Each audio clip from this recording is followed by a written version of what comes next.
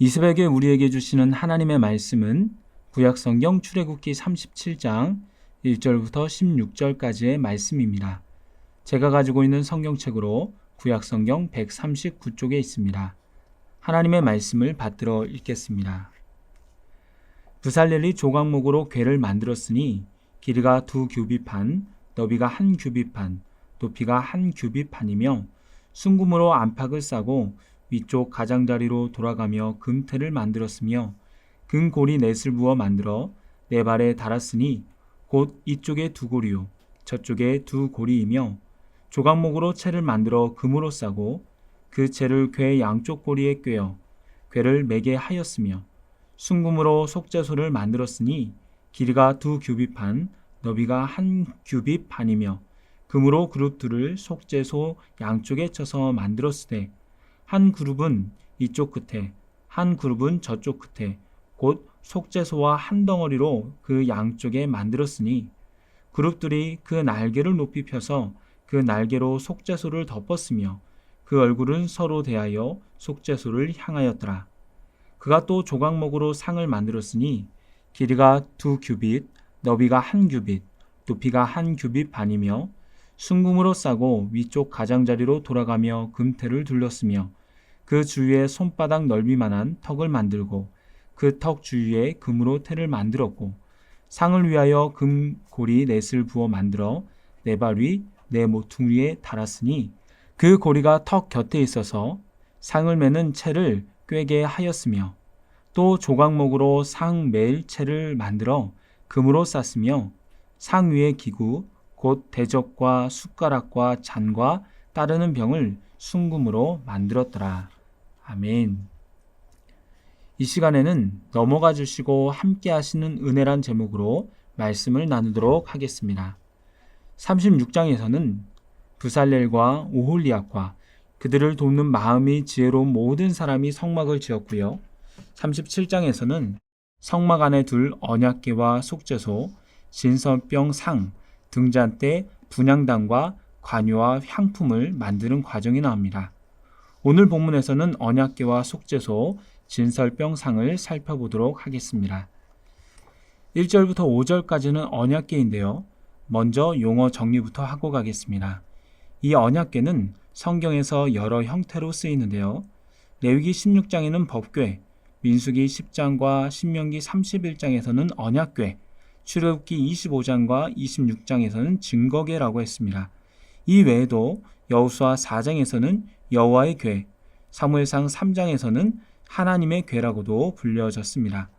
보통 법궤, 증거궤, 언약궤라고 세 가지 형태로 불려졌습니다. 이 언약궤가 법궤라고 쓰일 때는 하나님의 율법으로서 십계명을 담고 있다는 의미일 때고요. 증거궤라고 쓰여질 때는 하나님을 증거하는 말씀으로서 십계명을 의미할 때에 쓰이고, 마지막으로 언약궤로 쓰일 때는 시내산 언약의 내용으로서 십계명을 담고 있는 것을 의미할 때 쓰입니다. 즉, 이 언약궤, 법궤, 증거궤의 목적은 궤, 즉 상자로서 십계명을 담아 두기 위한 목적인데, 이 십계명이 법이냐, 증거의 말씀이냐, 시내산 언약이냐에 바라보는 관점에 따라서 다 그 용어가 달라진다는 것입니다. 37장에서는 이 용어가 정확하게 안 나왔기 때문에 저는 보편적으로 사용되는 단어인 언약궤라고 용어를 사용하겠습니다. 1절을 보면 부살렐이 조각목으로 궤를 만들었다고 합니다. 십계명이 적힌 두 돌판을 넣기 위한 도구로 궤를 만드는데 아카시아 나무가 재료가 되는 조각목으로 만들고요. 길이가 2규빗 반, 너비가 1규빗 반, 높이가 1규빗 반입니다. 1규빗을 손끝에서 팔꿈치까지의 길이라고 하기 때문에 45cm 정도로 잡으면 길이가 1.2m, 너비와 높이는 68cm 정도 됩니다. 특별히 이 궤는 윗면이 뚜껑으로 덮이지 않은 상태로 만들어서 돌판을 위에서 넣을 수 있게 했습니다. 순금으로 상자의 안과 밖을 싸고 윗부분 가장자리를 금으로 태를 둘렀습니다. 또한 양쪽 밑에 고리를 만들고 그 고리에 채를 끼웠는데, 이는 조선시대에 가마를 들고 갈 때 성인 남성 4명이 양쪽 앞에 또 뒤에서 잡고 사람을 태우듯이 이 언약궤를 옮길 때도 양쪽 앞 뒤에서 잡을 수 있도록 만들었다는 것을 알 수가 있습니다. 언약궤의 용도는 위에서 설명한 대로 십계명이 적힌 2 돌판을 보관하는 용도이며, 이것은 여호와 하나님의 임재를 상징하면서 이스라엘 백성들이 순전하고 헌신하는 자세로 말씀 가운데 임해함을 알려주고 있습니다. 6절부터는 속죄소에 대한 설명입니다. 아까 언약궤를 설명할 때 위의 부분은 십계명 돌판을 넣을 수 있게 비웠다라고 말씀드렸는데요. 이 속죄소는 언약궤의 뚜껑 역할을 하는 것입니다. 그러기에 어찌 보면 언약궤와 속죄소를 붙어 있다라고 생각되어서 같이 언약궤라고 부르는 사람이 있을 수 있지만, 성경에서는 언약궤와 속죄소를 분명히 구분하고 있습니다. 언약궤는 윗부분이 없기 때문에 속죄소가 있어야지만이 돌판이 들어있는 언약궤를 덮을 수 있습니다. 속죄소는 언약궤 위에 두어야 하기 때문에 언약궤의 크기와 동일하게 길이가 2규빗 반, 너비가 1규빗 반으로 순금으로 만듭니다. 속죄소 양쪽 끝에는 한 그룹씩 전체 2그룹을 만드는데, 그룹은 천사의 한 부류를 말합니다. 속죄소 양 끝에 천사가 있고 그 천사들의 날개로 속죄소를 덮는 형상을 하고 있습니다. 그게 9절에 설명되어 있는데 제가 읽어보겠습니다. 그룹들이 그 날개를 높이 펴서 그 날개로 속죄소를 덮었으며 그 얼굴은 서로 대하여 속죄소를 향하였더라. 속죄소가 하는 역할은 그저 덮개 역할만을 하는 것은 아니었습니다. 속죄소는 여호와께서 은혜를 베푸시는 자리라는 뜻으로 시은좌, 영어로는 메리시트라고 부릅니다. 속죄소는 성막 안에서도 지성소 안에 있는데, 그곳은 아무 때나 들어갈 수 있는 곳이 아니었습니다. 1년에 한 차례 대속죄일에 대제사장만이 들어갔고, 대제사장은 번제단에서 죽인 희생제물의 피를 속죄소 위에 뿌렸습니다. 그리고 그때에는 하나님의 임재하심을 나타내는 구름이 속죄소 위에 내려와 덮었습니다. 상징적으로 하나님이 위에 계시다고 할 때 위에서 바라보는 것은 율법이 담겨져 있는 언약궤가 아니라 그 위에서 바라보는 것은 속죄소 위의 피였습니다.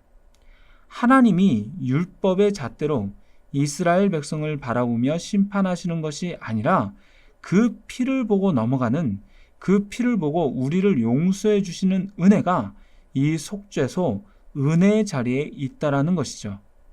비록 완전하진 않지만 예수 그리스도의 십자가의 은혜를 미리 보여주는 구약의 예표라고 볼 수가 있습니다.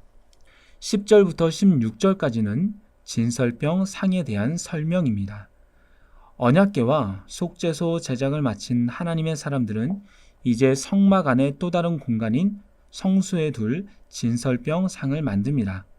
조각목을 사용하여 상을 만들었는데 그 길은 2규빗, 너비가 1규빗, 높이가 1규빗 반으로 순금으로 싸고, 위쪽 둘레는 금테를 둘렀으며 위쪽에 손바닥만한 한 턱을 만들고 그 주위에 다시 금으로 테를 둘렀습니다.